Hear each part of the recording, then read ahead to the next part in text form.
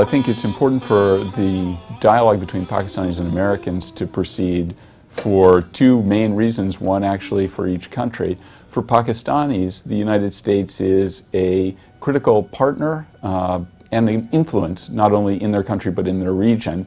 And for Pakistani legislators to have the chance to engage deeply with their counterparts on the US side opens up a new dimension to the relationship. You've got people from all age groups, from all political parties, and people who do have a strong voice in the parliament inside Pakistan. So I think that would really benefit taking this kind of relationship further on. I think it's time to first perceive Pakistan as South Asia. In my mind, the perceptions that need to be changed is that we need now to start with positive narratives. Well, we put up a wonderful group together to come here to meet legislators, congressmen and senators. The purpose was to endeavor to start a process whereby the Pakistani narrative of US-Pakistan relations and the US narrative of Pakistan-US relations would attain new dimensions, and the positive elements in these narratives would be highlighted rather than the negative ones. So when you bring a group of people together from a country like Pakistan, which is a growing democracy that represents 7 different political parties, and you bring them into one room, you might expect that to be a very dysfunctional room. And yet what we saw was an incredibly cohesive and coherent and unified room. I think what's been missing is an appreciation for the importance of the parliamentary system for both the National Assembly and for the Senate.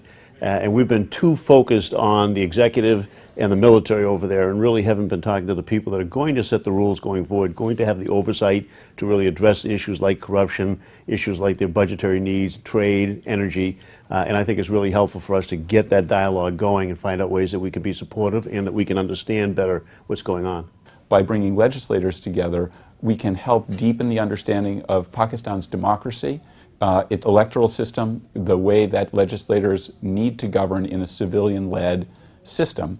We are a frontline state in the war against terror, and we are fighting it. And we are losing soldiers and we are losing citizens. So we are very clear that this is not Islam. We think we need to interact a lot more to be able to influence the policies that actually govern the relationship between the two countries and to take them to a point where it actually starts benefiting both countries a lot more than it is right now. Our purpose needs to be to build some shock absorbers, if you will, into the system and some long-term relationships. So talking is very important, and getting each other's view very clearly is to understand each other's position. I mean, I'm truly excited with the idea that there is an effort here to actually create institutionally a relationship between Pakistani legislators and American legislators. What I am looking for in here is not only the friendship between the two governments.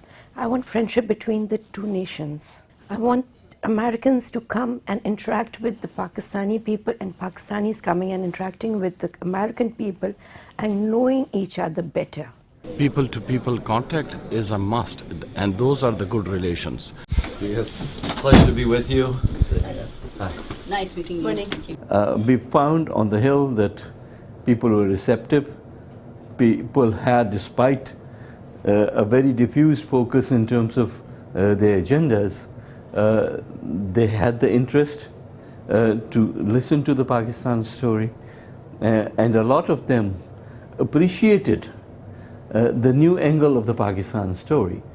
Now this is the time for the US and Pakistan, they joint hand in the fight this terrorism and make Afghanistan a peaceful and stable country. US does play a role in many policies that are being implemented around the world. My region particularly, Pakistan is very strategically located, which we've paid a price for too, but we now want to not only fix our own house, But by doing that, we feel that that region is going to be more peaceful, which is why we want the friends in US to realize that Pakistan is an important country, and if Pakistan goes through turmoil, I don't think the region is going to be at peace. For the region to be stable, prosperous, which is a dream for me as a Pakistani, we need the reality to be felt and that reality check to kick in. And the real reality check is that Pakistanis want better understanding of their sincere efforts for themselves and for the world today. They made a special effort to meet us because they realized that there was no woman on the panel throughout the week who were meeting us from the US side.